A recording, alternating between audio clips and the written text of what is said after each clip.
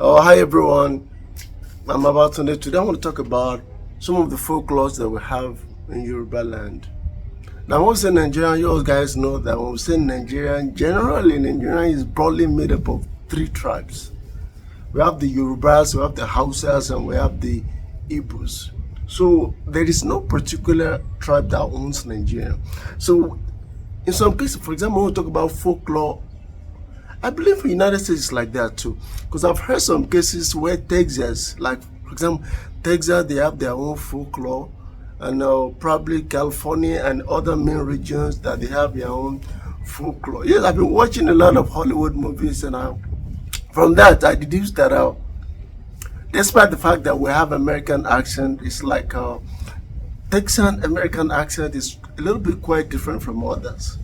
I don't know if I'm getting this wrong or not. It's like it's different. So for today, I'll be talking about some of the folklores that we've been taught when we were growing up. But before I go into that, unfortunately, the new generation now, the generation that usually called Gen Z or whatever they are called, they are not apprised to this information. Many folklores, many legends, many fairy tales, they are not being told because things are changing. You now see children attached and glued to the screen at the age of, at the age of 6 months, a year. So there's no elder to listen to tell them the fairy tales. None. And to be candid, as much as I love the adoption of technology, this trend is not good enough for our society. Special thanks to my patrons. Thank you very much for supporting my channel. I really appreciate you guys. You've been wonderful and you've been phenomenal. So if you buy me cups of coffee, you can also become my patron for as little as $1 by clicking on the link in the description of the video. If you decide to buy me cups of coffee, to be highly appreciated. All of you, chatting with me privately, I really love you guys. Commenting my videos, liking and sharing it. Most especially Atomic Shrimp, Mr. Mike, thank you very much for being there for me. My spiritual father, thank you so much. The first fairy tale that I'll be talking about is what we call Iwin. We call it Iwin in Yoruba language, but because there is no culture or no society where this particular magic creature is also described, so there's no English word for it. Just call it Iwin as spelled on the screen. That's what we call it. Now, what kind of a magical creature is it?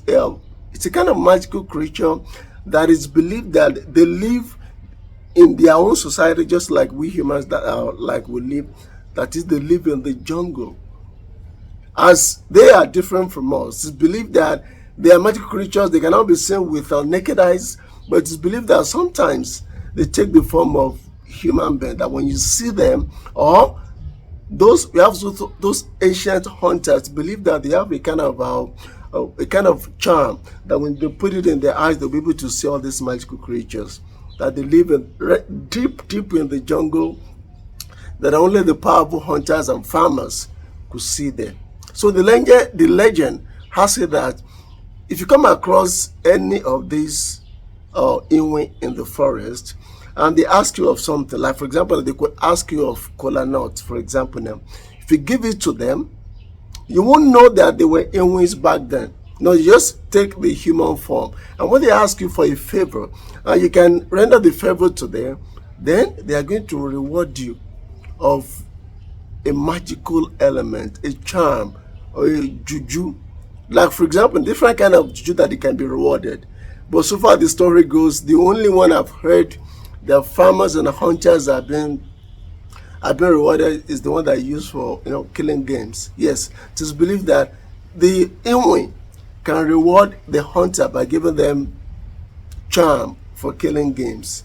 So it's believed that once the hunter has the charm, if the hunter goes into the deep jungle in the forest, he'll be able to kill as many games as he wants. Even if his spears could not get any game, he'll be able to get that. So that is the power of the charm that is believed that he can give you. No, not only that, but that's the only one that I can recall for now. This story must spell so bad now. Our coming generation, they are not apprised to this information. because the age of computer is taking that away from them.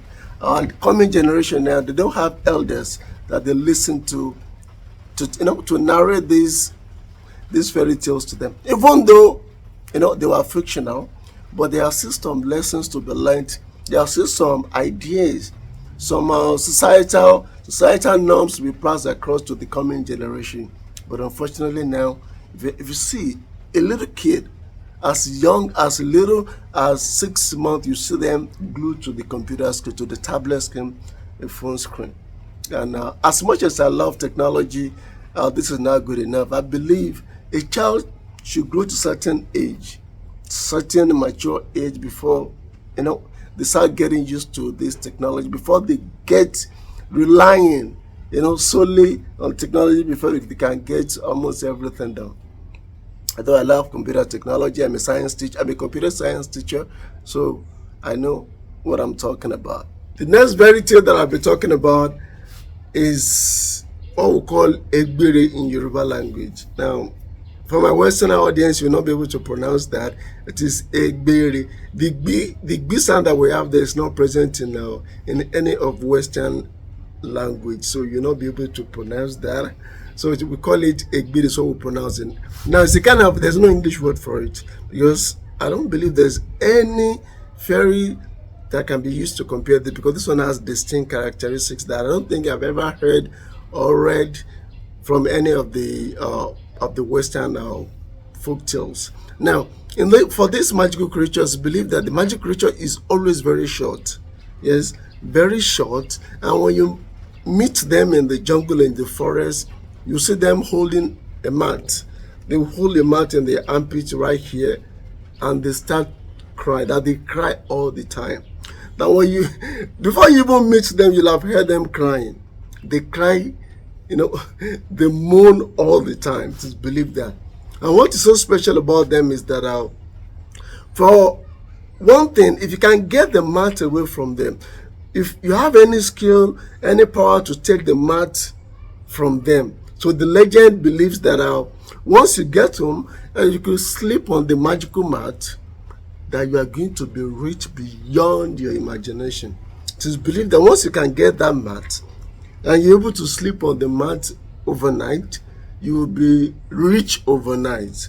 Though according to the legend, so far, no one has ever managed to grab the mat away from them, from the Egberes. So, when I was growing up, I dreamt of doing that. It's one of the just one of the things I used to think about. That if only I could meet, just an Egbere and steal the mat from his family. Believe that. Even though if you get the mat and bring it home, it is believed that you are still not out of the reach. It is believed that in the middle of the night, the Egbere will be coming to your house, most especially on your windows, and start crying. That's another war you need to fight. It will start crying every night until you find a way to send him away. So that's what I'll be talking about, the magical fairy tales in my culture. Now, if you have any question, please let me know in the comment section below. I'll surely answer your question. You can suggest comment to me. Once again, special thanks to my patron for supporting my channel. Thank you guys. I really appreciate you guys. I'll like and comment my videos, share my videos too. My virtual family, thank you all. And I hope to see you next time. Thank you.